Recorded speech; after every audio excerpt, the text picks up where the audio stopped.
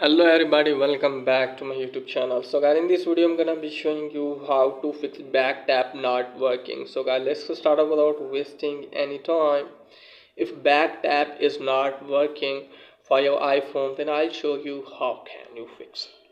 So first step is that guys, make sure that you are using the case which is supported for back tap. Okay guys, just simply you have to remove the case and try to check if it's working or not. If it's still not working for you guys, just simply you have to make sure that if your phone is clean or not oil from backside. Okay guys, just simply clean with a cloth. Okay guys, just simply clean with a clean cloth, and after that check if it's working or not. If it's still not working, then you have to go to settings. So you have to tap on accessibility, go to touch option, then scroll it down, and as you can see guys, it's showing here back tap option. Just simply tap on this and make sure that you have selected your back tap.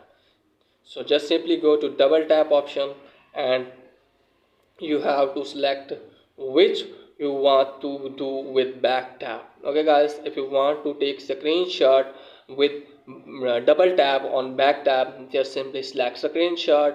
If you want to shake, just simply tap on shake. Okay guys, if you want to lock screen by tapping on backside, just simply go to lock.